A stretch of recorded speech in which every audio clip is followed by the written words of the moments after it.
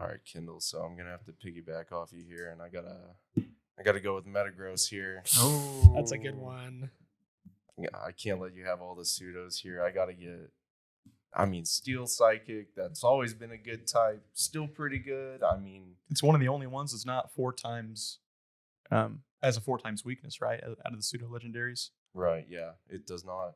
Thankfully, I mean, you're weak to Dark now after Gen 5. Unfortunately, that was a bit of a nerf, but Yeah. especially like in Gen 4, I mean, that was easily one of the best Pokemon ever.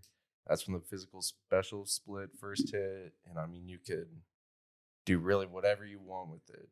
And it's got one of the best Pokemon designs out there. Oh my god! Like, it is one of the coolest Pokemon. Like, if there were like a top 10 like best Pokemon appearance designs, that would be in the top 10 for sure. It is super cool. Also, it's been one of your favorite Pokemon for a long time. Oh yeah, like this is something you've talked about like, when for I years. first saw it, I was like, "That thing is so cool!" Metagross, like, bro. what is that? It's got a supercomputer for a brain. Like, I love how it goes from Beldum, literally only knowing takedown. Yeah. And then eventually it somehow becomes this monster. Yeah, it's insane. I love it. That is cool. Dang, it's a good pick. Also, you can't go wrong with steel types because steel types are awesome. So,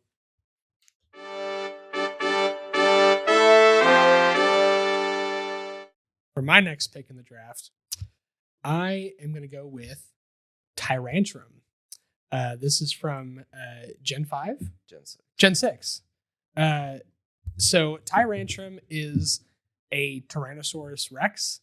It's Rock Dragon, isn't it? Yeah. Super cool. Very unconventional typing for a dragon type, but a super powerful physical attacker. Yeah. And one of the coolest designs. Also, I would say this is also in that top 10. Yeah. Also, I've always had a fascination for fossil Pokemon throughout all of these games, and especially starting with Gen 1, whenever you're first approached with, you get the options. And as time has gone on, they have gotten more creative with the Pokemon that they choose to make from the fossils. And this is one of the best, I would say. If not, probably my favorite fossil Pokemon completely out there. This is pretty cool. So, Tyrannosaurus Rex, love Jurassic Park. Yeah, you can't miss on Tyrantrum. That's right. I got that dragon coverage now.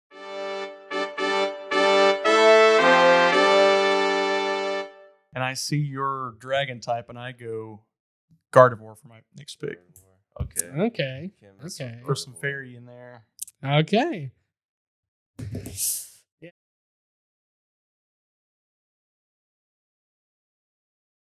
Like fairy's the most broken type. It really okay. Fairy's really strong. So it's strong against dragon. It's strong against dark, right? What else is it strong against? This strong against fighting. Yeah. Fighting. Ghost. That's insane. And it's only weak against like poison and steel. Yeah. And it's immune to dragon. Which is like complete immunity to dragon. Which is insane. Well, I think it was good for it because dragon was so like far above a lot of the other types. Super easy for a dragon type Pokemon to be good.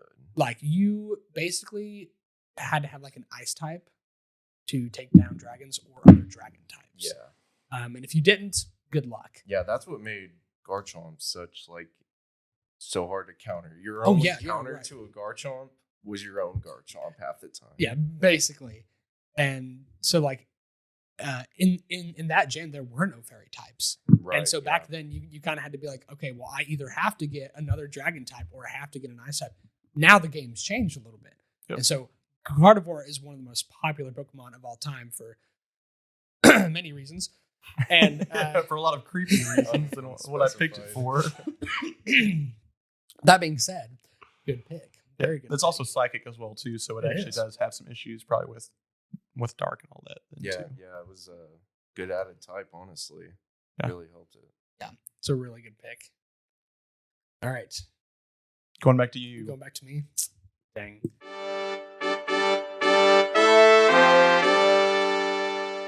I'm going to go probably Snorlax. Okay. Snorlax is awesome. Right.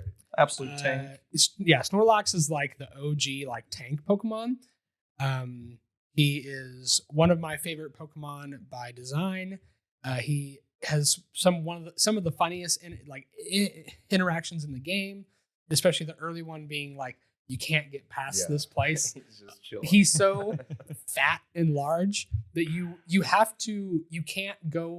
finish your quest. You have to stop and go somewhere else to get an item to get him to move. Like it's so funny, but he's actually a pretty good Pokemon as well with immense defensive capabilities, and with the right moveset, he can hit fairly hard. But mostly his role is to kind of tank those attacks so you can do more setup and things like that.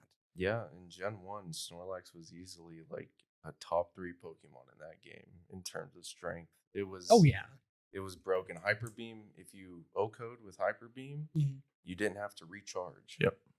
So, so that's broken. Would just spam Hyper Beam, and then I'm out of Hyper Beams. I'm going to use Amnesia. Special attack and special defense were all one stat. Yeah. In Gen 1, so you're buffing your special attack and special defense, so now you don't die. This is what I'm talking about, folks. Like, it's genius. That's right. He's genius. And he's on my team. That's right. Vote for my team. All right, that is going to be my was it 4th pick? Yeah, my 4th pick on my team of 6. Dwindling down those numbers now. Jeff, who would be your number 4 now? Oh man, I'm caught between a couple here, but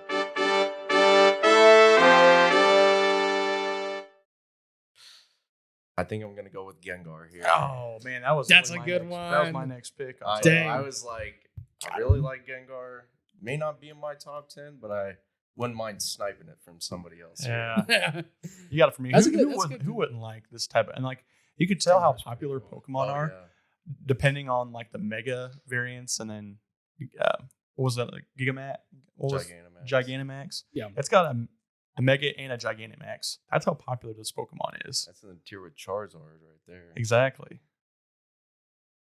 That is a good pick. It's also like one of the more iconic. It's one of the first ever shown Pokemon, I think, because it's shown really early on in the animated series. Yeah, like in like a tournament fight. Yeah, and then in the game, in the intro, it's a Gengar versus, I can't remember, Nidorino, which was actually what the battle was in that first episode. Oh, that's right. Yeah. So that's so iconic, and it's a super powerful Pokemon. It's got one of the coolest looking Mega evolutions. Yeah, I love its Mega. So that one's really cool. So that's a solid pick. It's Ghost Poison. So that's you get poison then to counter my fairies. That's right. That's right. Yeah. Fairies. That's right. Them two going head to head, and I'm sneaking in with these good picks. So, speaking of that, not so good of a pick. I'm next.